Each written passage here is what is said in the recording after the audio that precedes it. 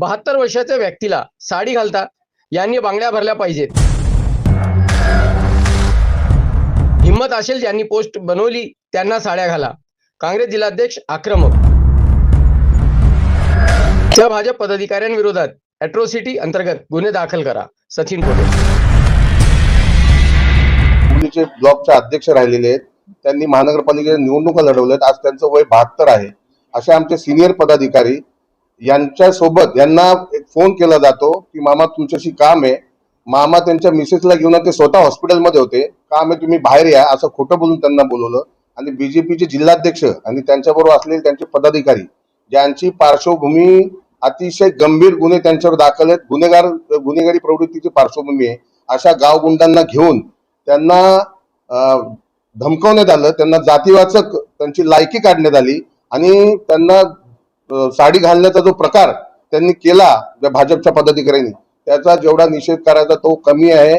मी स्वतः डीसीपींशी बोललो, डीसीपींनी आम्हाला 5 वाजता बोलवलेलं आहे। त्यांच्यावर FIR दाखल करण्याची मागणी केली आणि मुख्यतः मामा पगारे हे मागासवर्गीय आहेत, त्यांच्यावर अॅट्रॉसिटी दाखल होत नाही तोपर्यंत आम्ही पोलीस स्टेशन सोडणार नाही, किंवा जर नाही केले तर आम्ही मोठ्या प्रकारचं आंदोलन करू।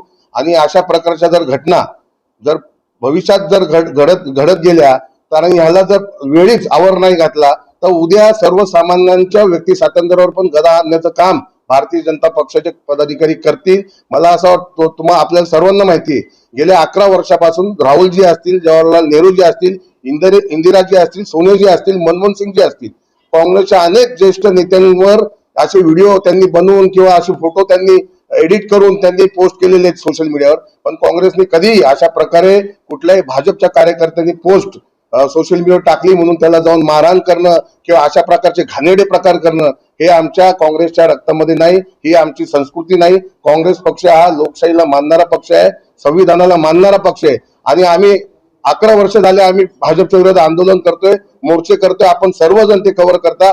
अशा प्रकारची कुठली गलिच्छ भाषा असेल किंवा अशा प्रकारची मारहाण असेल किंवा असं व्यक्ती स्वातंत्र्यावर गदा आणण्याचं काम असेल, हे कुठल्याही काँग्रेसच्या कार्यकर्त्यांनी असेल, पदाधिकारी असेल, त्यांनी आजपर्यंत केलं नाही।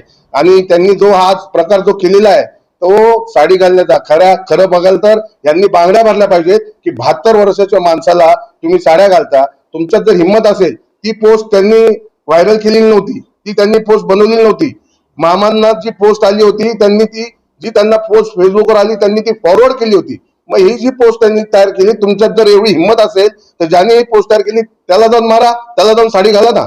मी त्या पोस्टचं समर्थन करणार नाही। पंतप्रधान असतील किंवा विरोधी पक्षनेते असतील किंवा